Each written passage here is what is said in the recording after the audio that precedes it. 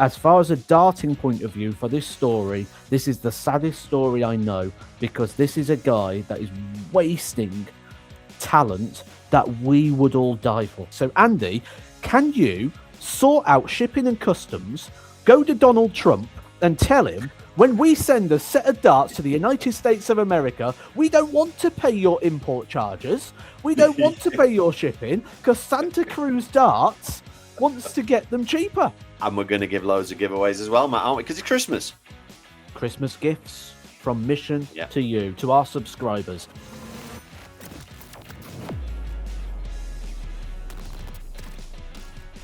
Hello, Merry Christmas and welcome to episode 70 of the podcast. Thanks to our new subscribers. You all jumped on board last week. We got a big boost in new subscribers and we'd like some more this week. Still trying to hit that 2,000 before the new year. Matt, we're right in the middle of it now. Christmas, the World Championship. It feels like there's loads to talk about, mate. Always is this time of year. It's very, very exciting. And this is the time of year that we start planning ahead as well for the year and see what's coming up in 2026 and what's capable of being done. And I mean, here at Mission, we've been sitting and planning, or certainly the content team have, haven't we, in regards to what we're going to be doing. And we've got some very, very exciting destinations and some great content coming your way. So that's exciting. I've had my dates now from the PDC, so I know where I'm going to be and what I'm going to be doing.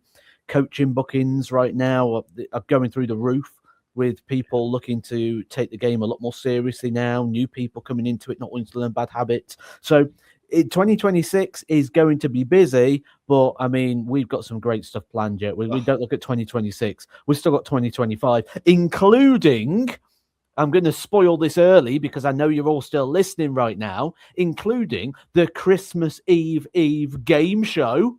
Yeah, Tuesday the 23rd, Christmas Eve, 2 p.m, live on our main Mission YouTube channel, not the podcast channel, the main Mission YouTube channel. Make sure you're subscribed, because at 2 p.m, Matt and I are doing a live, and we're going to give loads of giveaways as well, Matt, aren't we? Because it's Christmas.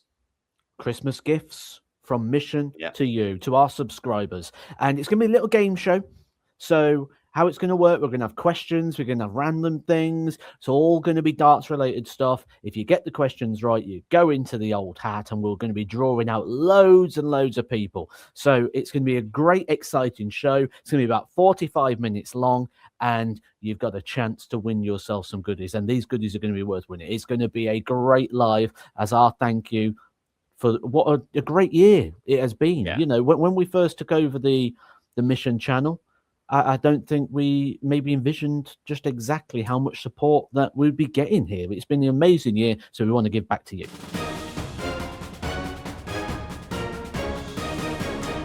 So I want to kick off with Darts Chat. This week we've had, by the time you're watching this or listening to this, we've had a big Mission launch with all the new darts, and the World Championship has kicked off. But I want to talk about the World Championship, the other World Championship that I was watching this weekend. And I've got a few controversial topics, as usual, you know, that I want your take on. And my first one is, I'm surprised it didn't kick off, Matt, because in the final, there was one guy whistling when Jimmy Vansky was trying to throw. And Jimmy turned around to him about 3 times. Now, we've said this before. Look, in a PDC arena, 10,000 people, there's loads of people doing it.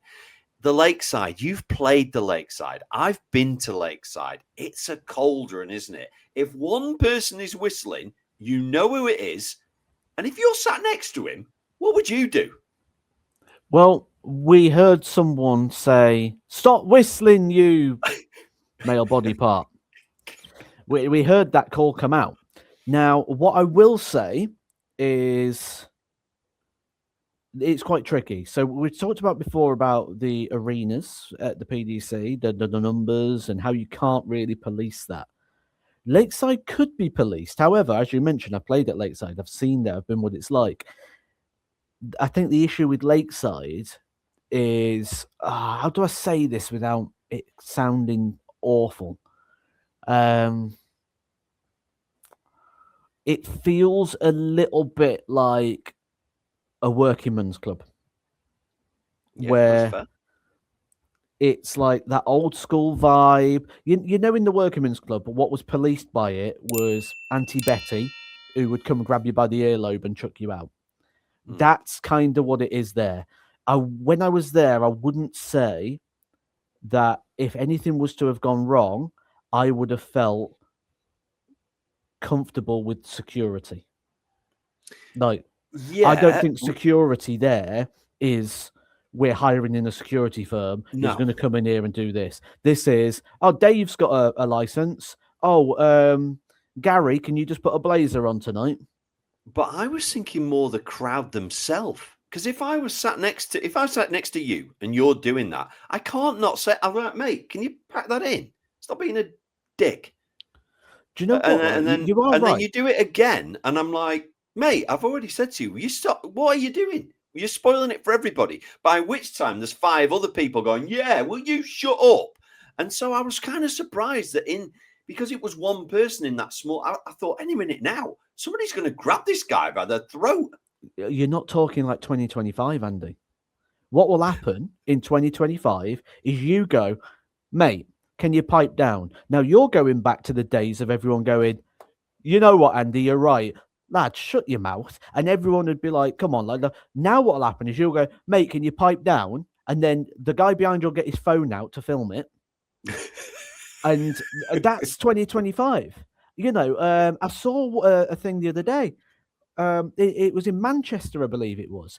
And 2 people started fighting in the street. Now, in the past, everyone would dive in. Lads, come on, this is stupid. What if he falls down? It's his head. This is absolutely stupid. Is there any need for this? Like, just think about how this could change your life.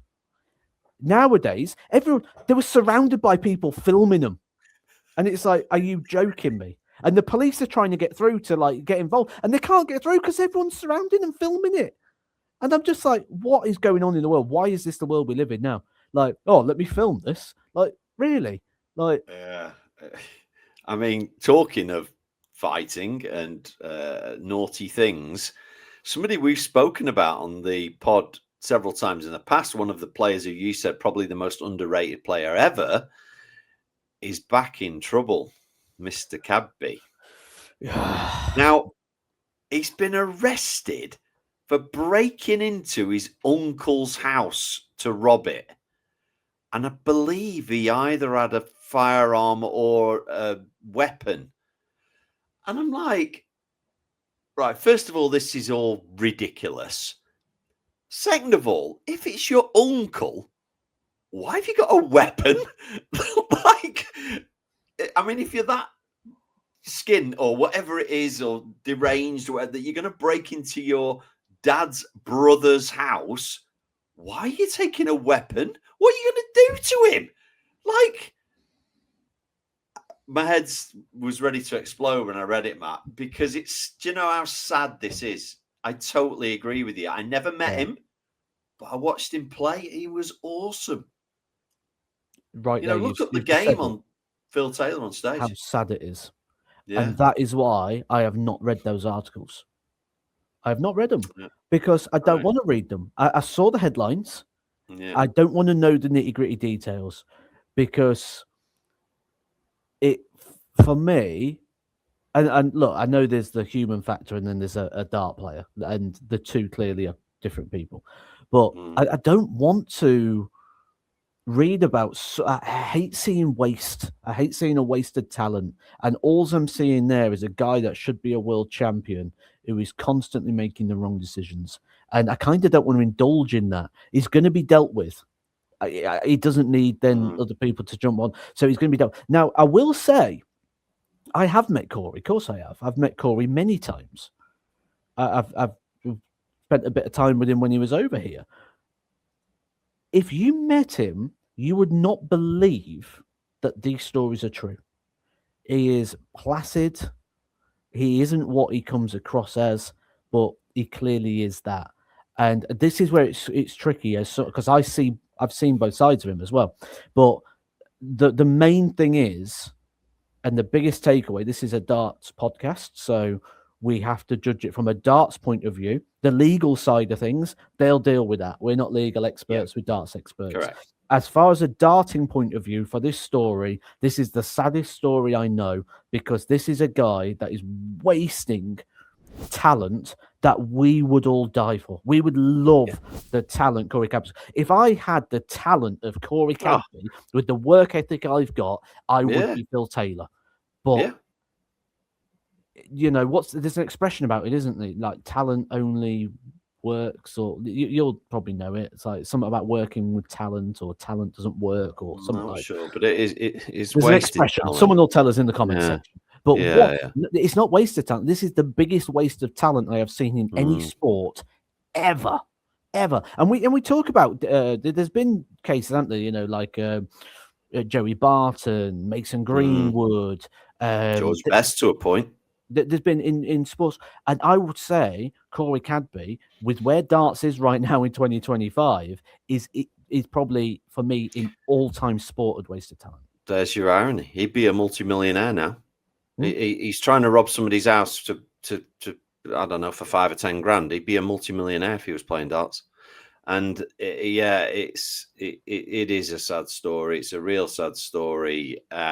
Did he just get involved with the wrong people? I don't know. But I hate that, by the way. I'm going to chuck that out now and say I hate that. I used to get that all the time at school as a teacher. He's got involved with the wrong crowd. And do you know what? That's what this person as a parent says. But what do you think their parents are saying? Their parents say he got involved with the wrong crowd. And the wrong crowd now is you. You're blaming you. You're blaming you. That's entitlement. Take some responsibility. Oh, it used to be annoying. Right.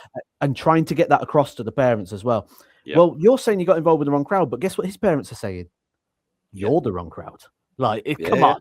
Like, no, I've been down this road with my daughter recently, where she's ended up in a group, and it looks like they're going to be the group of trouble.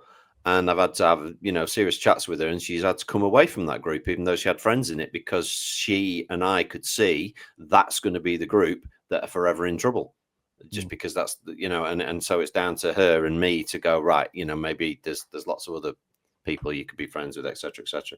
So I get all that. I want to talk about the final. Mitchell Lawrie, obviously.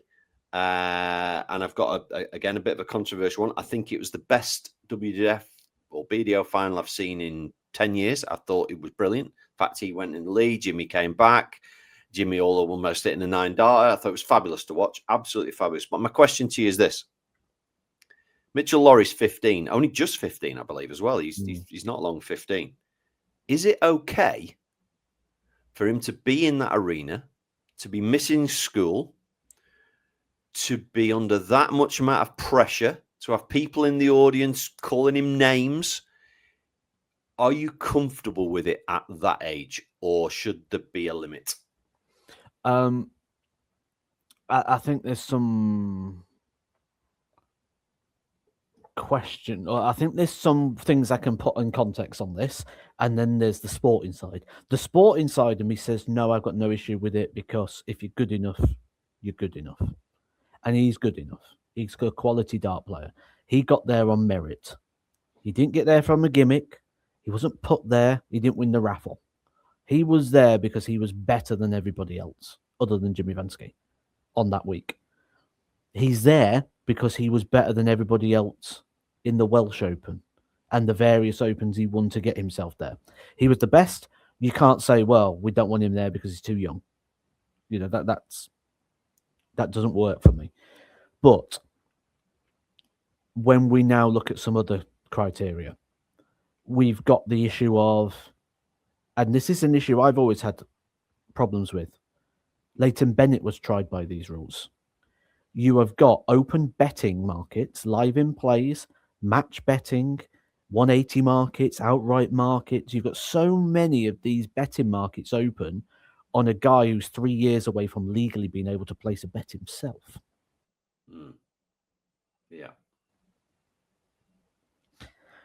But he'll be trialed and tested by the same laws, despite the fact he's legally not able to do so. So that for me is one possible issue. My next possible issue, as you say, missing school, but we can work around that. We can have catch ups. There's different things. We don't know what's going on at home. You can have catch up. School might even be working with him. They may be giving him work to be doing at home. They can also be giving extra support, in extreme circumstances. So there are ways around that. That's not a concern for me in terms. What is a concern for me is the idiot mentality. And by the idiot mentality, I mean the strange worldly mentality that happens, and it happens all over the place, that when people earn money or someone earns more money than somebody else, they think they've got a right to abuse that person. It's okay, they earn this much money. They earn money. It's fine. I can say what I want because they earn money. Why is this pay scale system in the land of the idiot? Whoever earns more should be accepting abuse more because they earn more money. That is the issue. And I know it's coming away slightly from the Mitchell Laurie chat, but why is that the mentality of the idiot? You earn more than me, so I can abuse you, and you've got to take it. It's a strange one. It's a strange one. I'd be more comfortable if he was a little bit older. I agree with the betting markets and all that. Was he good enough to win it? Yes. Had he won it, how does he do all the commitments for the next 12 months? My question to you is this, Matt, and you will absolutely know the answer. Is there a limit on age for Q school? 16. Oh, okay. Okay, so he can't go to Q school. So potentially he could have been world champion, but not able to attend Q school, which is interesting. And another topic. Yeah, here's the other thing. That again is the lineal progression of sport. And this is where we get caught up in the trap. Because like there's so many people go, Jimmy Vansky should have a tour card. Why? He's won another organization's thing. Why does that? Why do the two things? That's just because you're looking at that lineal progression and essentially say now Jimmy Vansky is the best amateur in the sport. I mean, it's the question is, Matt, to you, is he good enough? I think he is. Mitchell Laurie? No, Jimmy Vansky to play on the PDC. I think he is now. Yeah. I think if you'd asked me 6 months ago, I would have said I have question marks over Jimmy Vansky. He's answered those now. Jimmy Vansky needed to become a winner. And do you know what? Right? I've known Jimmy Vansky a lot of years. I've seen the development of Jimmy Vansky. I've spoke to Jimmy Vansky about this, and I've told him my honest opinion. So you're not hearing something I haven't told Jimmy Vansky myself. When I first met Jimmy Vansky, I told him he was rubbish. He asked.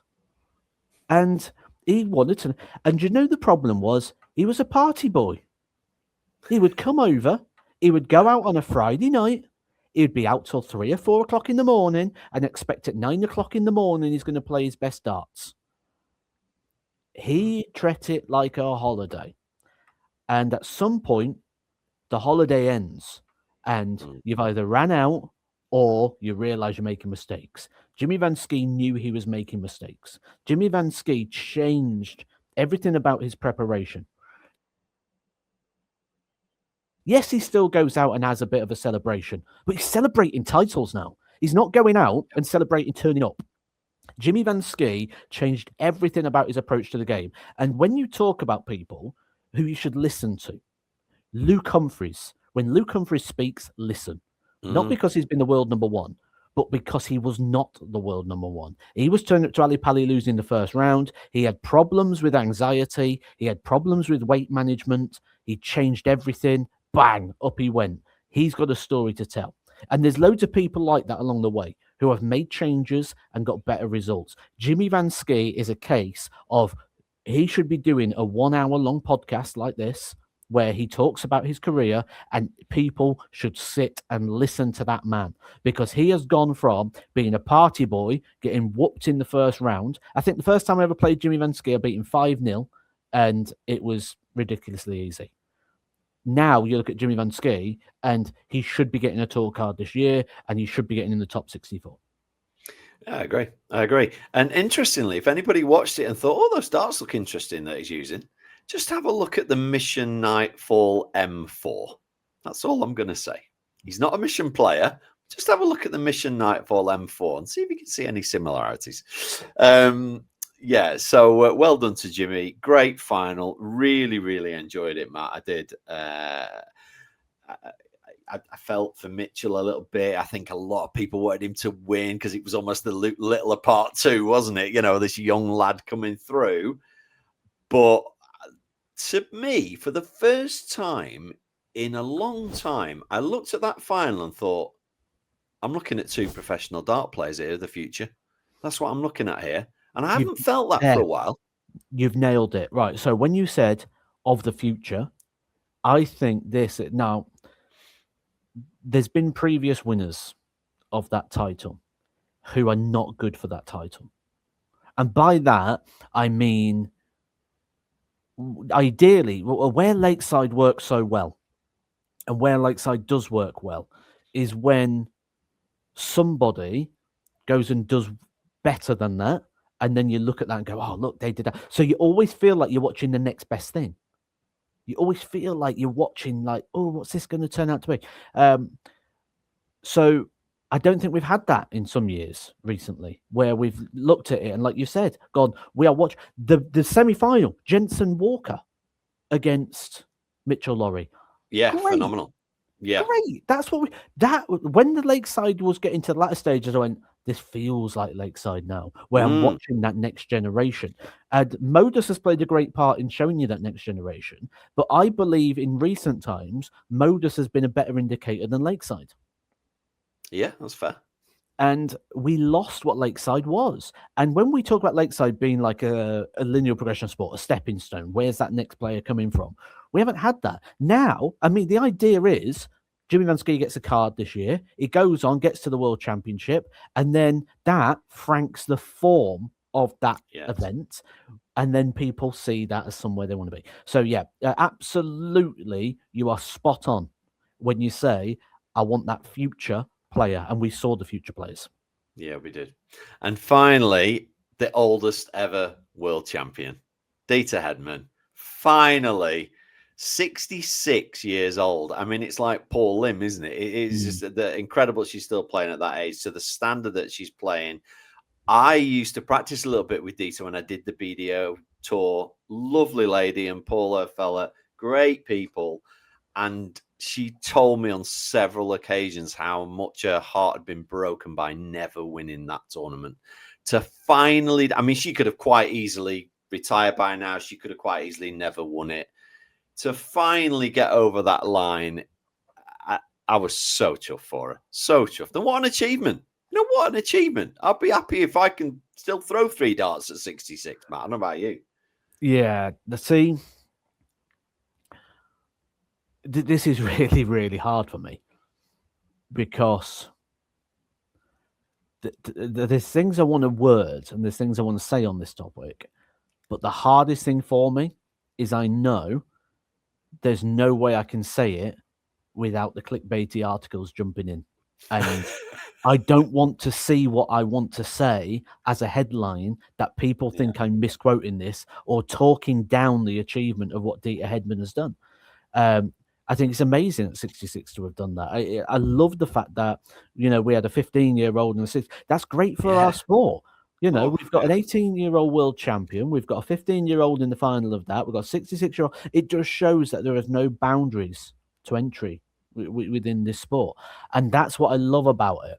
And I'm happy for Deta. I looked at the draw and I thought she was going to go win it. I thought this is the year. If she doesn't do it now, she never will.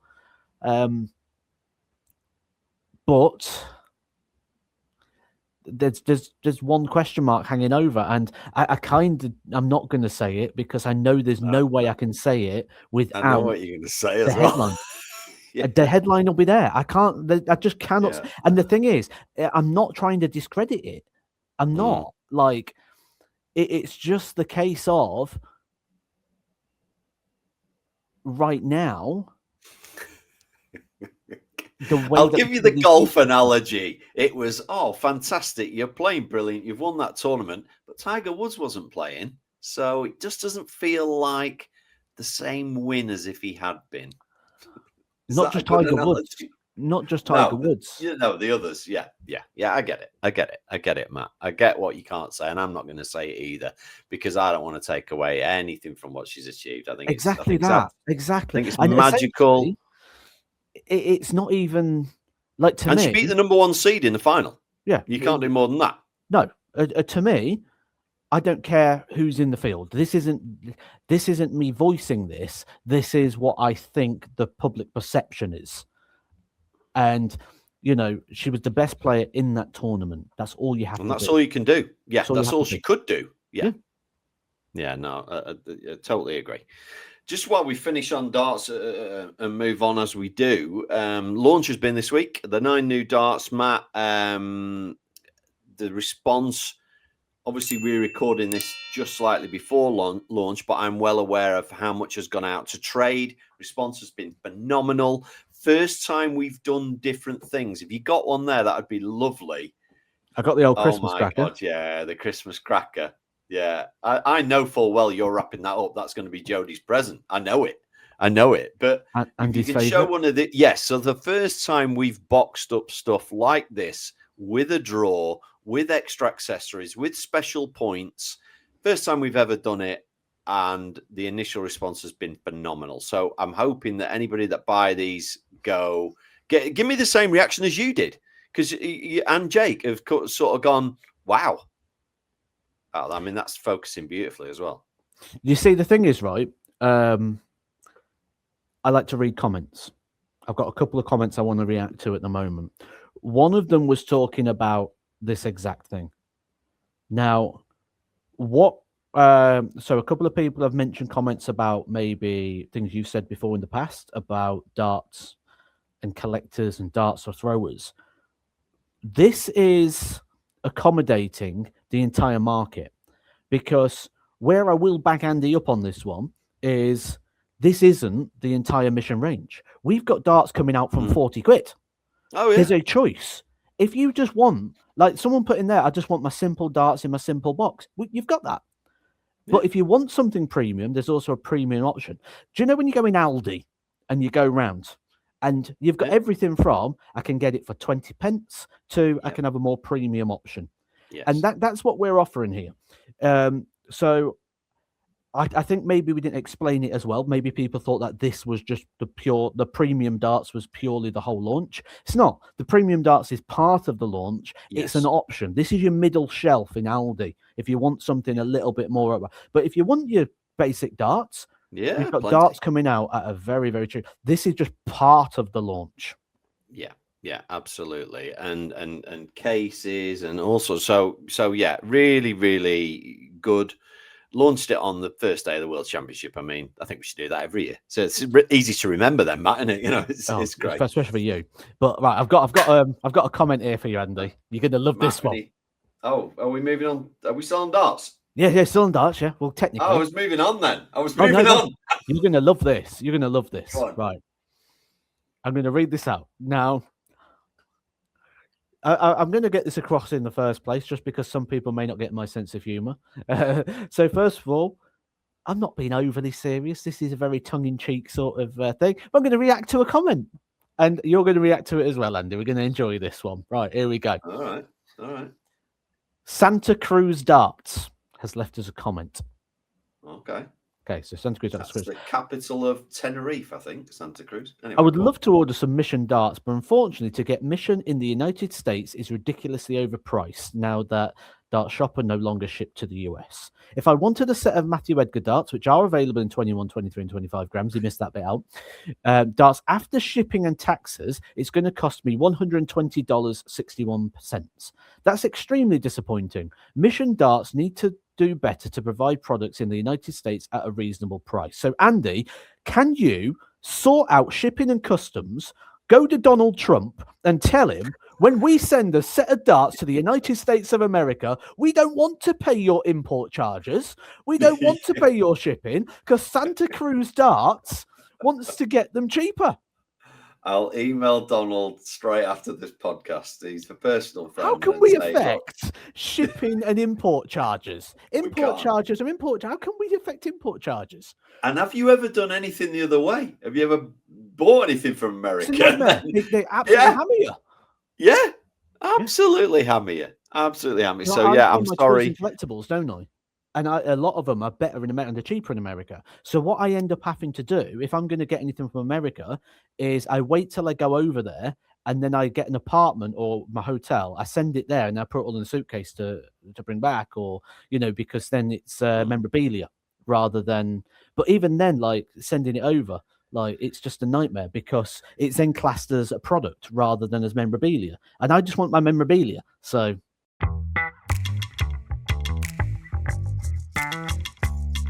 Matt, we've spent half an hour talking about the world of darts. We never do that. We never do that in the podcast.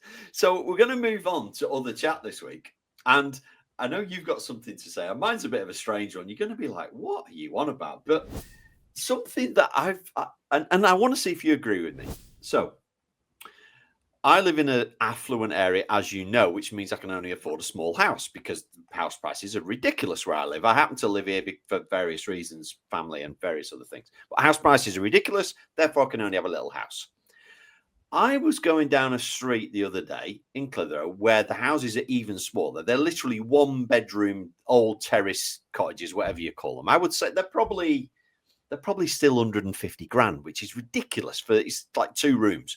But what I noticed was outside these houses, there's an Audi, a BMW, there was even a Porsche and all these other cars. And I'm thinking, have we changed in this country where your car is more important than your house these days? Because I'm reckoning if you sold those cars, you could probably buy a bigger house. No, I have an electric car. The only reason I have an electric car is it saves me money on petrol. I don't have it. I'm not green. I'm not into saving the planet or any of that. I have it because I do 20,000 miles a year. It saves me money on petrol. That's my only reason. And I don't really care what it looks like. I'm not that fussed. So I know there's a lot of talk in the press. Oh, young people these days, they can't afford houses. Well, no, because they're buying 50 grand cars. That's why they can't afford houses, Matt.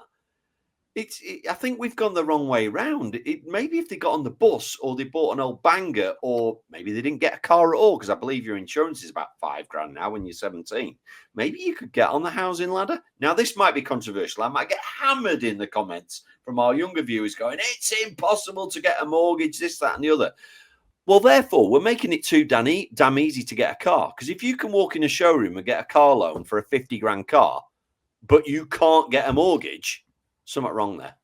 Something wrong. I find this a very tricky world because I've never really dabbled in this world very much, and I hate the credit card culture. I hate it. Like I see it all the time. People going out and like, I tell you what, in Portsmouth there's a place called Gun Wharf, which is a place full of people like you, like the upper middle classes. The upper middle classes who go, educated. Let's have a glass of sherry before we go get our Hugo Boss. Like it's that sort of thing. It's that sort of level. Now, the thing I don't like about that place is everyone's walking out and you know that none of them got any money. Like they're all strutting around with the credit cards, like, oh, I'll pay this off over the next 24 months, this t-shirt, you know, and it's like, why? Like, so I'm not a massive fan of that. I've never really dabbled with anything on finance, which, as you know, I'm now starting to move to actually buying a house now.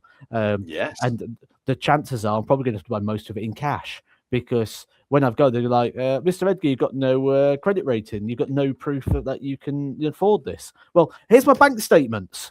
Yeah. Yeah. Surely that's proof for you, yeah? No. You can't prove you can pay this. Just what does this tell you? Like, surely that tells you that I can prove. No. Dave walks in, 10 grand in debt.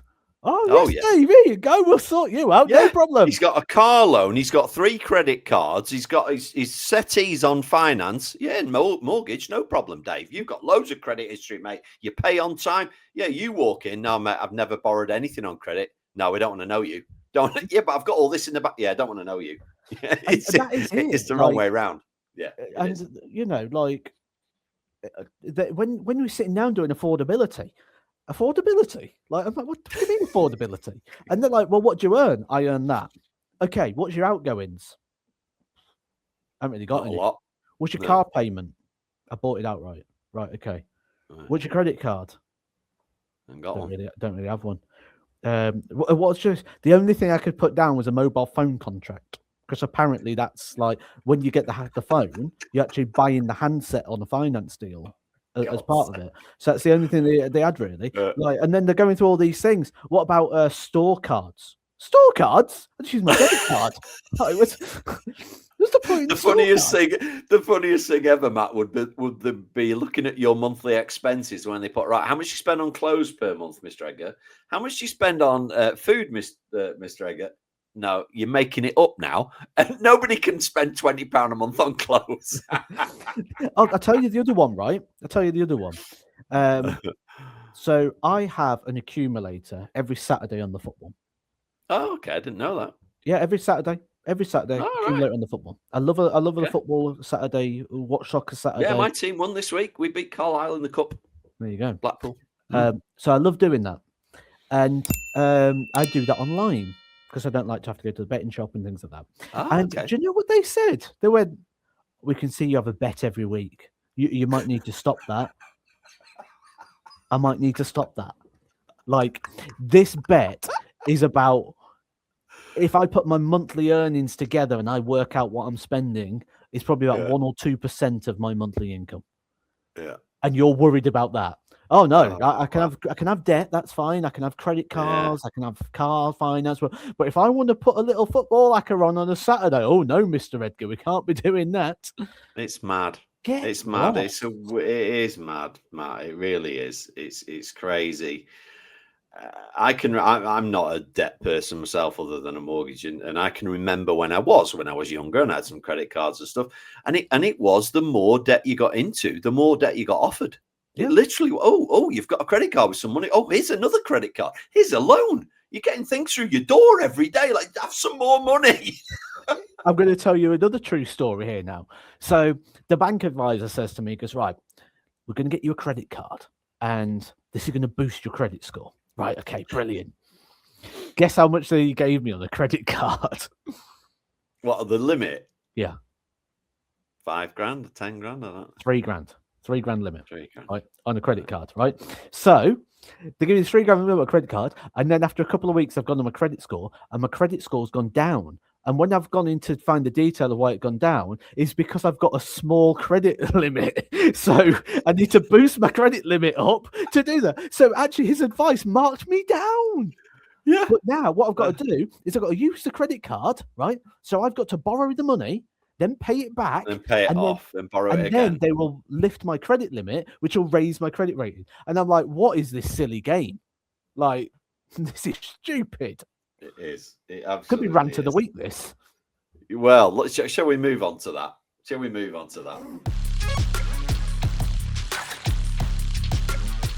It's yours and my favourite bit, and the audience's favourite bit. It's rant of the week. Mine's only a little one this week, Matt, but I've got a feeling yours is a bit better. So we'll save yours and I'll kick off. And it's about Starbucks again. My rant's about coffee shops. But anyway, this week, so weekend, got my daughter. She likes an iced coffee now. I'm all right with an iced coffee. It's just coffee, ice, and milk. So it's a coffee with icing. It's not 27 ingredients. An iced coffee and a cappuccino for me. Yeah, brilliant. So should we go down and sit down? Let's go and sit down there in the corner. On the next table, there's a guy on his laptop having a conference call.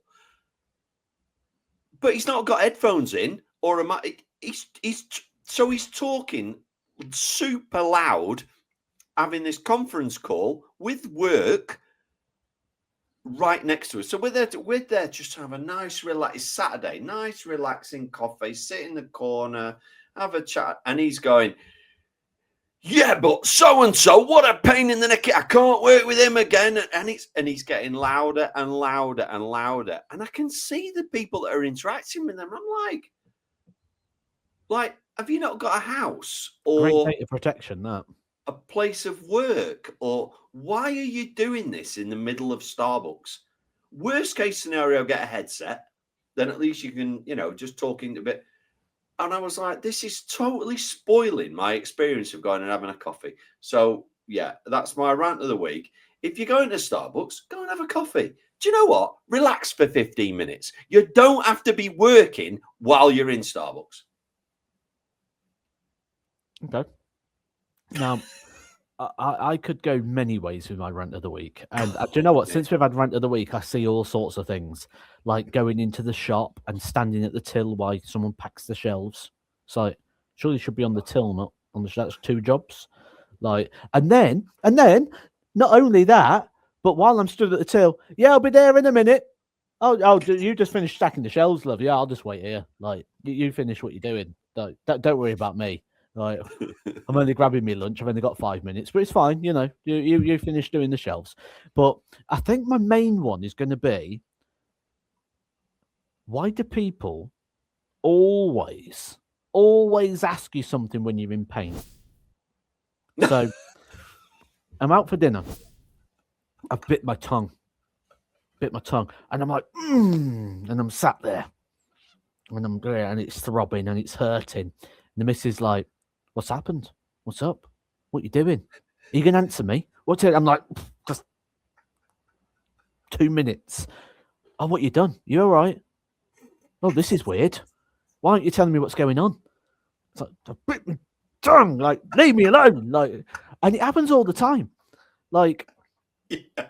I've done it. You stub your toe. You're like, Jesus Christ. And your missus is like, you all right there? Are you okay? You're like, God. I don't mind the other response that happens. You know, you're walking along, Andy bangs his head, and I go, ha! Andy's banged his head. Did you see that? Also, right, this leads me to another part where something is leaving the world that I don't want to leave the world. There's something I really like that's part of British culture, that's part of our environment. And do you know what? This is the generation of safe spaces that are changing things like this. For years gone by, if anyone, barmaid, waiter, any member of staff dropped a glass, dropped a plate, dropped anything breakable, the sound of that smash would always be greeted with a "Way!" And then one bloke in the corner of the room, sack the juggler, like every time, right? Now, me and Jodie's out having dinner, waiter's walking along, me, no. Just straight away, like he's just dropped all the plates. I'm hearing conversations going, oh, he must feel awful. Oh, I hope they don't take that out of his salary. Oh, I hope he's all right after that. Like, what? He just dropped 10 plates, love. Hey! Like, come on, he's dropped 10 plates. Like, look at him. He's probably had to be sat down in the back and gone, are you all right, mate? Do you need some time off? Are you going to be able to deal with this later? You know, I heard one of the, customers laughing. Are you all right? Like the conversations that was going around, like, oh, I hope he's going to be able to finish his shift. He was such a lovely young man, and he's just dropped a few plates, love. Like, it's not that deep. Like, it was funny, it was good. You know, where was the cheer? Like, let's not change our culture too much. Let's keep the cheer in there. And if you're from a different country other than Britain and you cheer when the glasses break, in the comments, let me know it still exists, because I'm starting to get concerned that things are changing too much, and I like a little bit of silliness still. Matt, it's time for quiz time, and I've done you a proper quiz. Finally, I've only ever done one question, but I've done you a proper quiz. And as the World Championships are on, I've not done it about that. Because I know you will have been reading all the stats, getting ready for your commentary and all the stuff you do. So I thought, I'm not going to do it about the World Championship because it'd be too easily been reading up on it. So your quiz this week is on the World Masters. Okay. All right. And that is in its previous form, not since the PDC took it over and called it the World Masters, which we know is nonsense. But so your quiz this week is on the World Masters, and the questions are going to get progressively harder, I think. I've made these questions up. There's no quiz online. These are made up. So play along at home And we know Matt's going to do better than Andy. I don't know. I'm not Oh, on the Masters. Are you not? Oh, No. all right. Well, here we go. All right. So, the World Masters. 2 people have won it 3 times consecutively. Can you name those 2 people? Bob Anderson. Correct. And is it Martin Adams? It is. Well, that's a great start, Matt. Yeah, Bob Anderson and Martin Adams both won it 3 times on the trot. The only people to have done it. So well done. 100% so far.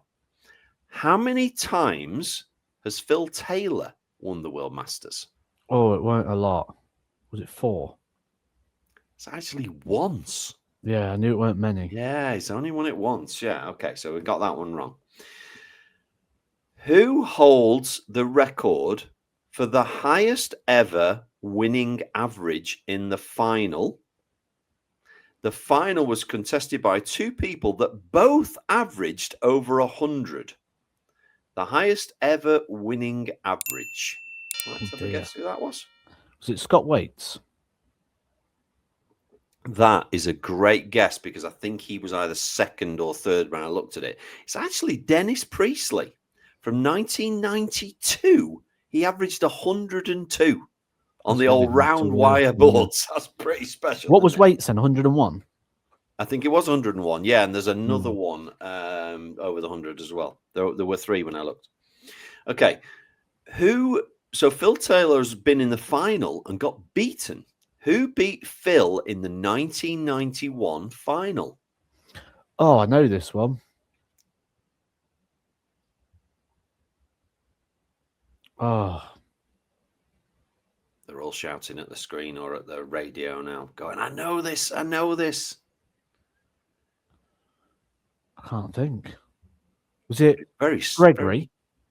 No. Very smartly dressed dart player. Oh, Rod Harrington.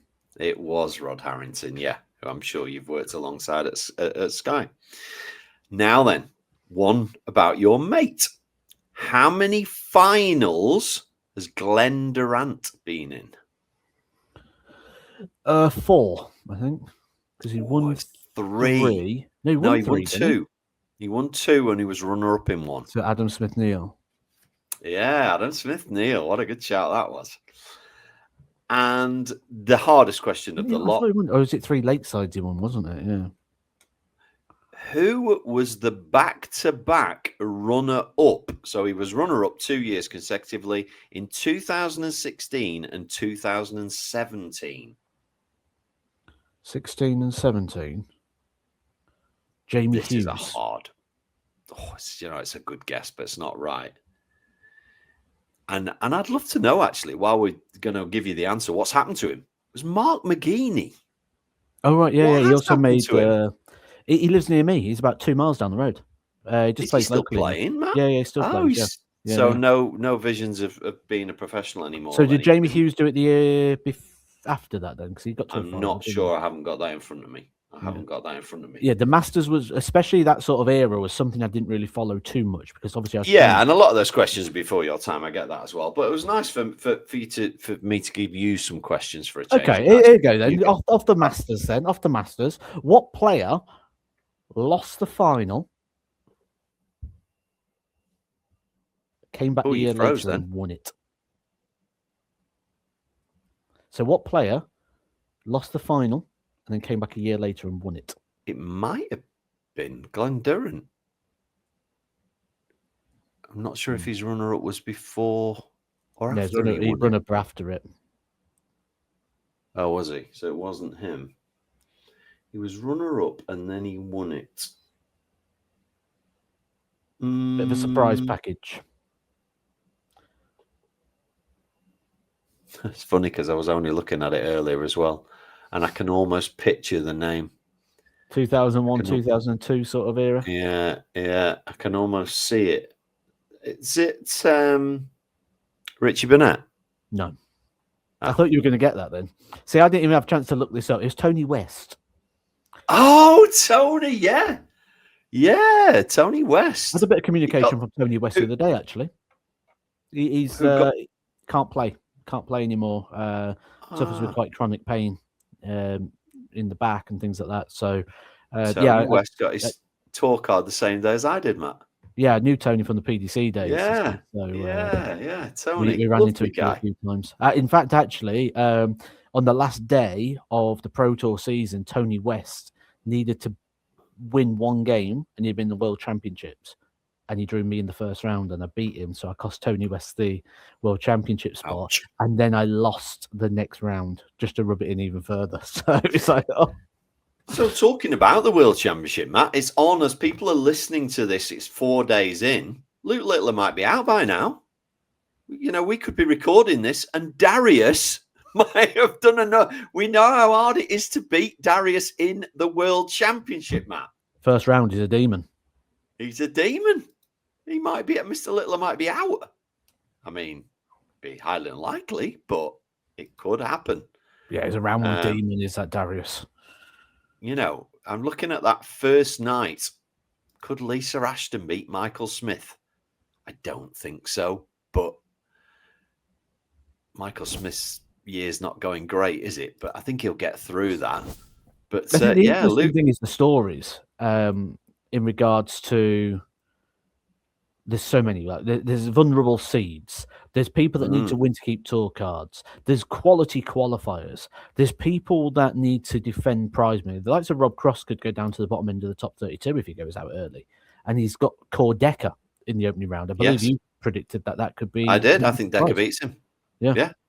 The one that's interested me the most from the opening couple of nights is Jan Van Veen against Cristo Reyes. Now, I thought Reyes had disappeared. How's he got in the Worlds, Matt? He's qualified. He's going to Q school as well. So there's an interesting, notable conversation. Oh, is he qualified as a PDC qualifier? Because I know he's qualified as I think it was like the Eastern European qualifier or something like that. I wondered how he got in. I was looking at that thinking, how has he got in? Played well. But that's why. I think the odd compilers have gone completely wrong with that. Yes, I think Van Veen's a favourite, but not 1 to 20. Is that what he is? Yeah. We had this a few years ago. Remember, 2 years ago to the date, Jan Van Veen was like a 1 to 20 favourite against Manlock Long. Manlock beat him 3-2 in the opening round. Did he really? Wow. Oh, well, that'll be interesting to catch up and see what's happened. Let's just remind everybody, if you know people that have jumped in towards the end of the pod, that Tuesday the 23rd at 2 p.m. is the big YouTube live. It's Christmas Eve.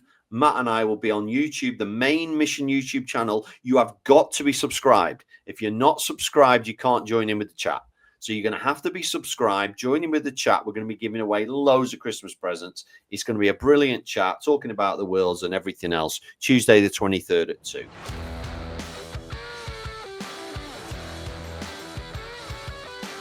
Final section, Matt. It's comments and emails. And as usual, there's loads because our guys, they can't help themselves with asking us great questions. So let's get stuck in. Willie, now I've not seen this, so I hope you have. Willie Dines has said, question for Matt and Andy, it's been mentioned before in Rant of the Week. Am I the only one that was cringing when Stephen Bunting started singing karaoke on Bullseye? I didn't see it. Have you seen it? I haven't, no, but I'm probably glad I haven't as well. Surely they're not asking him to sing now on Bullseye. Is it not enough that they've got to play darts while they're there? So if anybody else has seen that and they're cringing too, please do get in the comments. Matt and I haven't seen that. I've got to be honest, Matt. I watched the first 2 episodes and then I'm not no interest in it. It's wrong guy doing it. Yeah, it's not Jim Bowen. Jim was a legend at it, wasn't he? Who would you have doing it instead? I think there's a perfect fit. Peter Kay. I think there's a perfect fit for this. Dan Dawson. Is he funny enough? Is he oozes charisma? He's one of the funniest blokes I've ever met. Is he? Like I literally, like, we sit down after a show, or we go out for food or whatever we're doing, and he's one of the funniest guys I've met in my life. Like, he is just oozes charisma. He sees the world in such a unique way. He can deliver He understands darts through and through. He's one of the most darts intelligent people I've ever met. Oh yeah, for sure. So darts intelligence, natural charisma. He's got a very Stephen Mulhern vibe about him. Dan Dawson would have been brilliant at that job. Wayne Mardle? Could Wayne have done it? I think Wayne could have, but I still would have gone with Dan. Yeah, I guess they were looking for a celebrity. They're trying to appeal, I guess, to non-darts people as well. So, but I don't think Flintoff's the right person. I agree. Right. Alan Slater has been on. Okay. Ring lights such as the Taurus 270 are on pretty much every dartboard now. Matt's comment last week about lighting at Alexandra Palace being quite dull. Do you think organisations like the PDC would introduce ring lights into TV events, or would it impact the camera work too much? I'm guessing he's answered his own question there. Yes. It changed the angles that you could get because you've got something in the way. The other thing is the ring lights. Like I tried putting my light on live streams, and the problem is you're shooting into light. Ideally, what you want is you want the light behind the camera. When you shoot into light, you get a reflection back into the lens, so you never get as clean of a shot. So yeah, they're not. The other problem is like the players wouldn't want a full 360. I guarantee you now, because what we hate is when you've got the chance of banging your elbow on it. Without a doubt, it'd have to be a mission. Yeah, it would have to be the 270, and we don't sponsor that event, so they couldn't use the 270. So yeah, they just don't see a way at the moment. The cameras, isn't it? And he's chucked a second question in, which I'm going to ask as well, because it's a good one. With ITV no longer producing events like the UK Open, do you think the PDC will make production for all the boards at an event available to view anytime soon? They could use PDC TV exactly for all 8 boards. I would love that, Matt. I would love that. Choose your board that you want to watch. Yes. In an idealistic world, but the sheer amount of effort, production, manpower it takes to stream one board, you would not believe. Like, I do believe there'll probably be you'll see like boards 3 and 4 on the Pro Tour, for example, where you just get player and board. We may get something like that at some point. We get it at the UK Open now, where all boards are selectable at the UK Open. You can do that, but you get player and board. If there's good, and it's a bad angle because it's like high up camera, because it's the only place you can put it. For it to be any more than that, I don't think we're going to get that, because to have a basic production, we need 3 cameras on the board. That's your up, your down, and your main full board cam. To be able to follow the game properly, so we get your highs, your lows, and your doubles, so you can see everything properly, we're going to need a spotter and a camera operative or a director, which means we then need a producer. If you want commentary on that as well, we're going to need 1, maybe 2 bodies for that. Camera-wise, that's already 4, and that's just board and player. If you want any cutaways, that's going to be extra. If you want, so, and then, yeah, there's so much that goes. And then the other thing is, because now you've got that, we now need a scalper who's going to sit and input the data, because obviously that data, you need your graphic to be on the screen, so you need your data as well. So you need your spotter. It's just, there's a lot of manpower. There's a lot of cabling. There's a lot of technology that goes into just giving you one basic stream. So I think you might get board and player, but that's all you're going to get, full board. And for now, fair enough. There will be a world where you will get 16 stream boards on the Pro Tour. It's inevitable. Wow. That'd be amazing.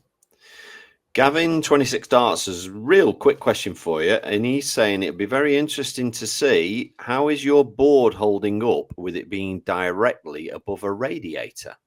Oh, it doesn't affect it. It's fine. Doesn't, does it? No. That was my thought. Hasn't affected it in the slightest. No. So there you go. Fine. Yeah. Right. Now, a bit of a long question, so I'm going to need your full attention for this one. This is from LoopyG84. Recently found your podcast and I'm hooked. I'm stuck in a rut. I was growing as a darts hobbyist, getting confident, hitting doubles, finishing games with a higher average. Then at the weekend, I chucked some different darts, not my normal ones, and I got 3 180s in under an hour. I then questioned my choice of dart. I tried to stick with the newfound darts, but found that the averages then went down and the confidence has completely gone. I'm now worse off than what I was with my original darts, and I've lost my mojo. I think we see this a lot, don't we? Yeah. It's that pick up a set. Oh, a 180. They're the ones for me. Didn't we do a video about this in a shop? Yeah, and the issue you've got with that is, I mean, well, there's plenty of issues, isn't there, to start with? I mean, the first thing is, what was you judging the better performance on? Was it where the darts was landing, how they was landing, or how they was flying? If it's part one, you're in for a loser already, because you should only change darts because they fly better, they arc better, or you get a more consistent angle of entry. If it's just where they land in the board, who's to say that today it's a 180, tomorrow it might have been a 26, and you just go, they're not the darts for me because I didn't hit anything with them. So don't judge it on what you hit is the first problem. I see it all the time with the coaching. All the time. Someone comes in, oh, I don't know which darts are for me, and they pick them up and they're like, those darts fly awfully. Why did you ever get them? Oh, when I first picked them up, I got a 180. Right. The other thing is, psychologically, this changes everything. So we'll start off here. So audio listeners, and everything. We've got a nice little circle at the top. This is you. This is you playing your game, right? So then we move. So it's me, right? We're going to move to here. We moved here. We've got new darts. So I'm here. I move. I've got new darts. Now, the thing in the circle is the priority. Where is our focus and our attention? So I go into the venue. I'm going to play my match tonight. The focus and the attention's on me. I go in now. The focus and the attention is on my new darts. So it's no longer about... And the thing is, when you got your new darts, you tell everyone in your team, lads, I got new darts tonight. Look at this. Look at these. Check these out. Just because then everybody sort of breaks that attachment that we don't expect the same level of performance. We don't know what to expect. He's got new darts. It could be anything. Eventually, those darts are no longer new. Yeah. So we come back on that timeline. So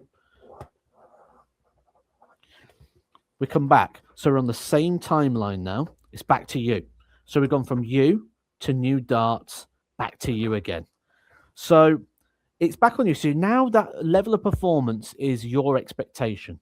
We're expecting you to play. So the expectation has gone from you to darts, back to you.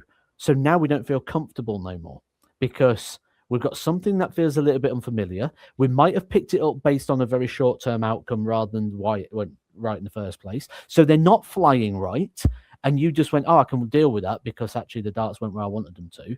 So now what we've got is a confusion of in what is best. And that circles back round again to you. So ultimately, the only way you can change this confusion and the pressure being on you is to get new darts.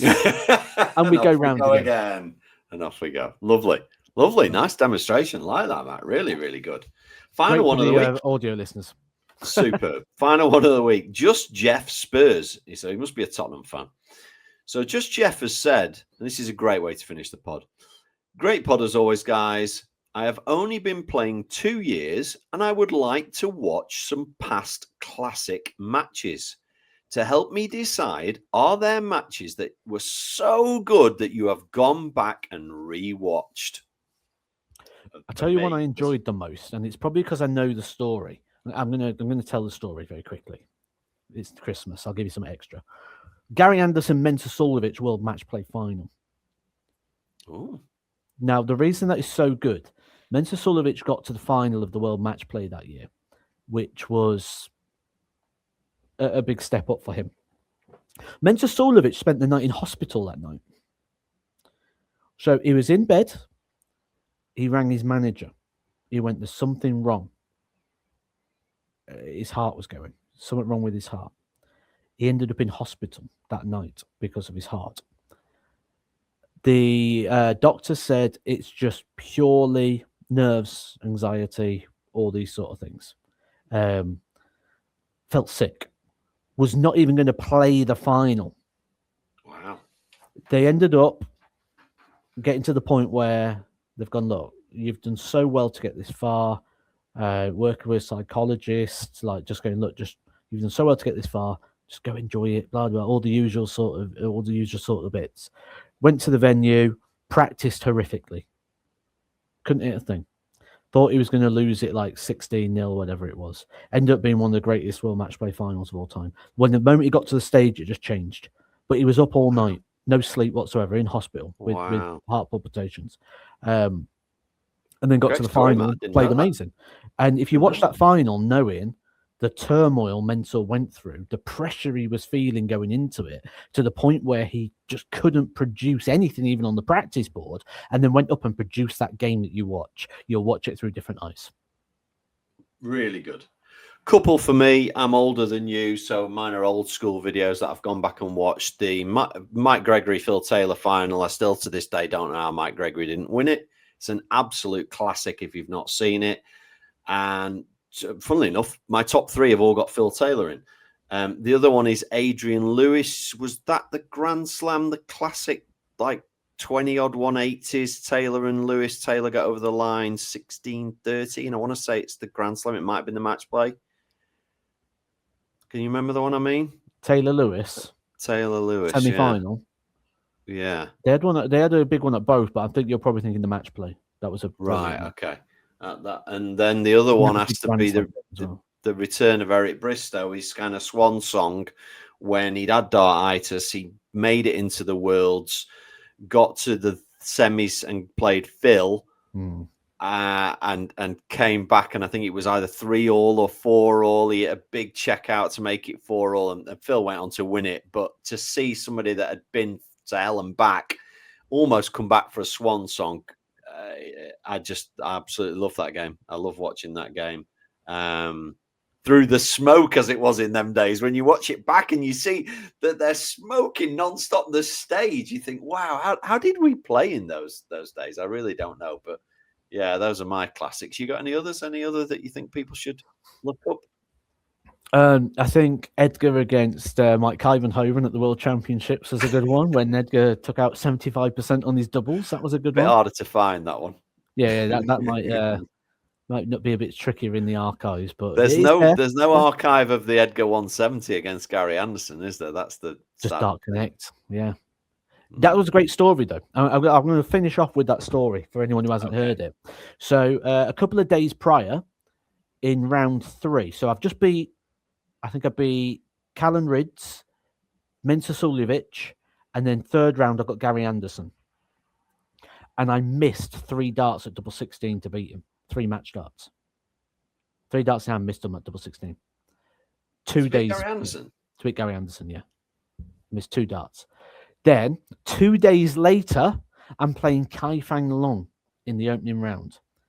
Gary Anderson's my seed. Gary Anderson's 1. If I beat Kai Fang, I get Gary Anderson. Before I've even played Kai Fang, I've messaged my brother. I've messaged him. Yeah, I'm after Gary Anderson. I'm going to get him today. I'm not going to make the same mistake. That might get past Kai Fang first, and I ended up getting through it like 6-5, like just getting through it.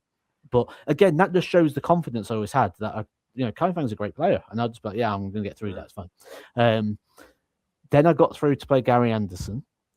And I won 6-4. I averaged 103, I think it was, and took out a 170 for the match. And I was like, yes, get in. And it was before the World Match Play. So I took his flight. I asked him for his flights. So, Gary, can I just have your flights? The Missy a bit of a collector, and she collects flights. He goes, I'll have my darts. I went, no, it's okay. I'll just take the flights. Why didn't I take the darts? Why didn't I take the darts? So I just took the flights. And then next round, I think I averaged like 105 and lost 6-1. Wow. So welcome back to reality. Yeah, my Gary Anderson story is not as good as it. I had match starts to beat him and missed. So that's enough said about that. But another fantastic podcast. It's Christmas. We're happy. We're smiling. We're making loads of content. We're doing YouTube lives. We're doing TikTok lives. If you're not following us on there yet, we've got our new guy behind the camera and editing. Wow, it's an exciting time. Can't wait to be back next week with some World Championship stories. Thanks, guys. We'll see you then.